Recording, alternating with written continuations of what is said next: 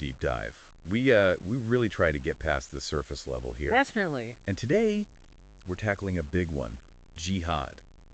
I mean, it's a word that carries so much baggage, right? Oh, absolutely. So many layers of misunderstanding. People hear it and often jump to, well, very strong images, maybe intense personal discipline, maybe conflict. But what if, what we think we know is just scratching the surface? That's exactly it. The common understanding, it's often really simplified, sometimes distorted.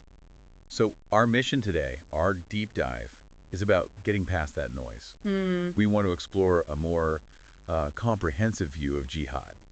And we're doing that by looking closely at a really influential source, Dr. Israr Ahmed's book, Jihad in the Way of Allah. Yeah, it's a foundational text for understanding his perspective. We're aiming to unpack his Quran-based approach. Right, try to clear up some of those, let's say, common myths and reveal the actual dimensions he talks about. So for you listening, maybe you're trying to understand this complex topic better, maybe get ready for a discussion, or you're just curious. To get accurate info quickly and thoroughly. Exactly. You might find some of your assumptions get challenged today. Okay, let's dive in. So Dr. Israr Ahmed's book, Jihad in the Way of Allah, it's not just like a commentary. It's presented as this philosophical, ideological framework, all deeply rooted in the Quran. Okay.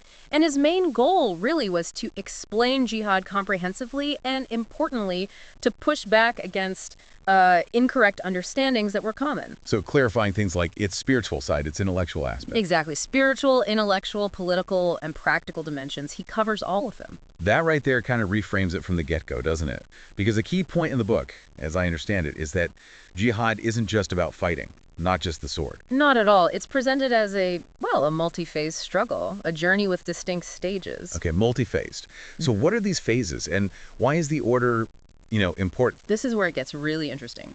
Dr. Ahmed's framework flips the common script. Armed struggle, or kittle, isn't the start. It's actually the final stage, and it's conditional. The final stage. Wow. So what comes first? The very first phase is deeply personal. It's the spiritual struggle, the struggle against your own self, your desires, your nafs, basically, and also battling against falsehood internally. Okay, so it begins inside. Inner work first. Precisely. Self-reform. And after that personal internal battle. Then comes phase 2.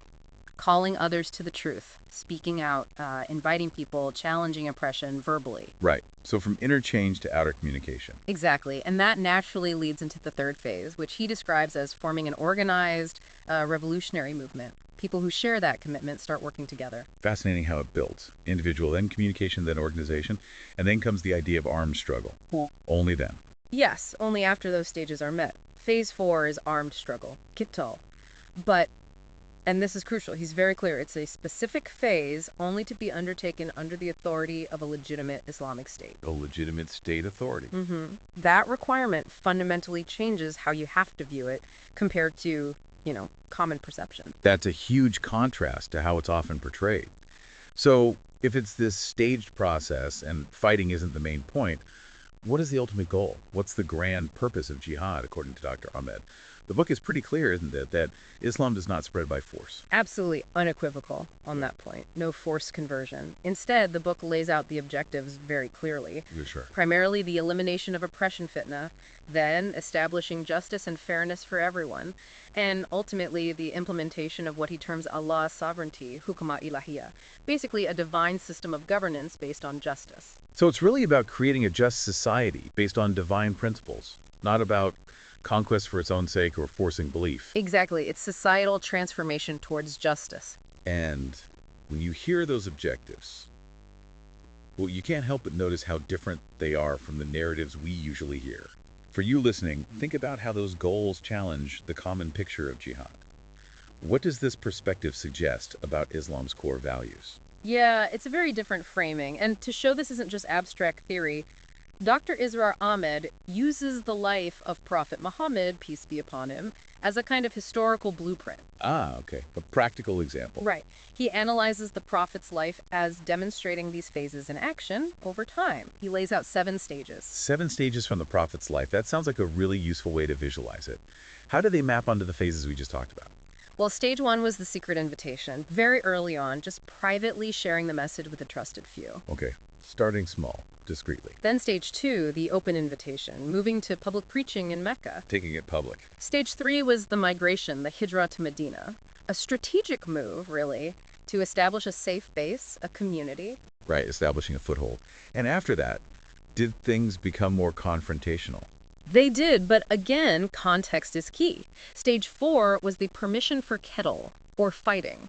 Importantly, it was permission granted for defensive purposes. Permission specifically for defense. Yes, which led to stage five, the defensive wars, battles fought to protect the community from aggression, survival, essentially. Makes sense. Stage six was the conquest of Mecca, which significantly was largely peaceful, a triumph over the opposition without a major battle in the city itself. A peaceful resolution in the end. And finally, stage seven, Well- the beginning of global invitation and governance, spreading the message more widely and establishing that Islamic system of justice we talked about. Looking at it laid out like that, chronologically, it really underscores the idea of jihad as, well, patient, strategic, something that evolves. Definitely not impulsive. Not at all, it's methodical. So if that's the model, if that's the blueprint according to Dr. Ahmed, what does he say jihad is fundamentally not?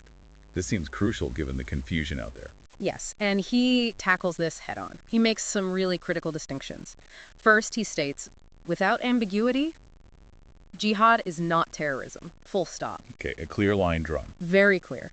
He also clarifies that while defensive war is part of it, jihad is not only defensive war, it's broader, encompassing all those phases, spiritual, intellectual, social. Right, it's not limited to just that one aspect. Yes. What about extremist views? How does he address those?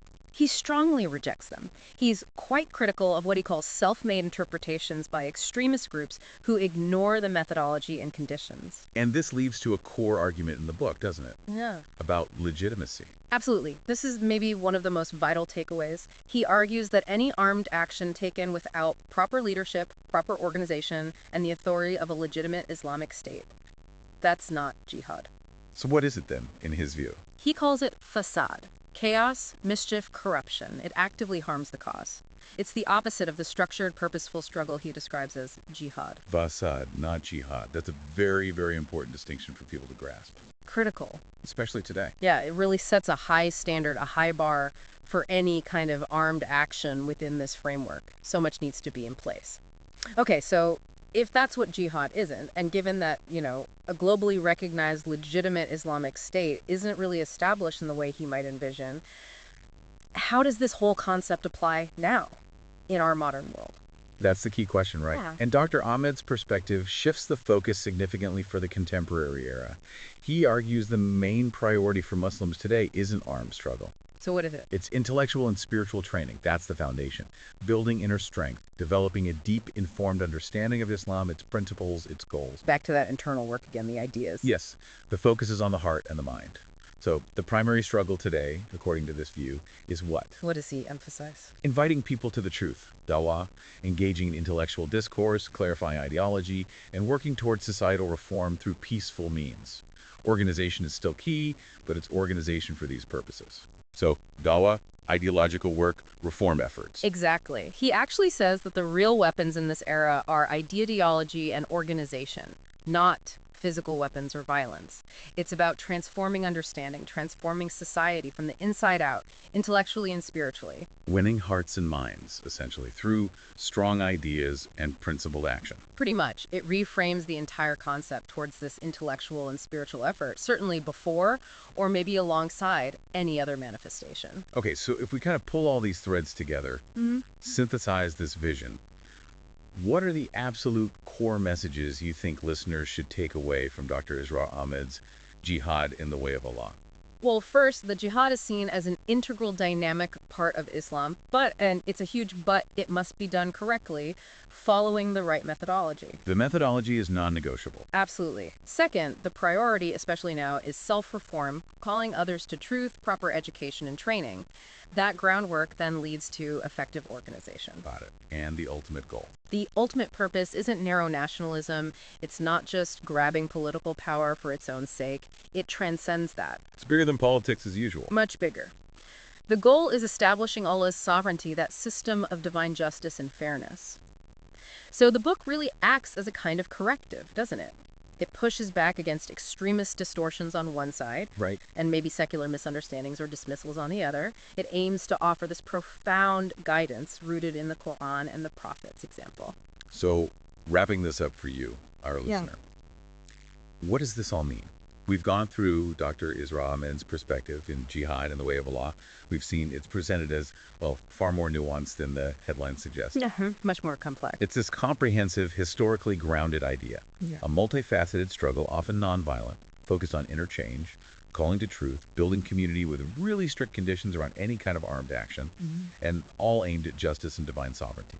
Yeah, it's a framework that demands careful study. We really hope this encourages you to reflect, How does hearing this deeper understanding potentially shift your view of the word jihad?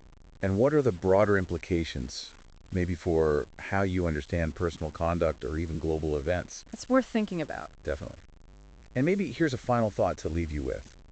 If, according to this understanding, the real essence of jihad starts with that intellectual and spiritual work, with striving for justice, what kind of personal responsibility does that place on you, on each of us? Right, in terms of shaping a more just, a more informed world. Yeah, exactly. Starting with our own understanding, our own actions. Lots to think about there. We hope this deep dive has given you valuable perspective.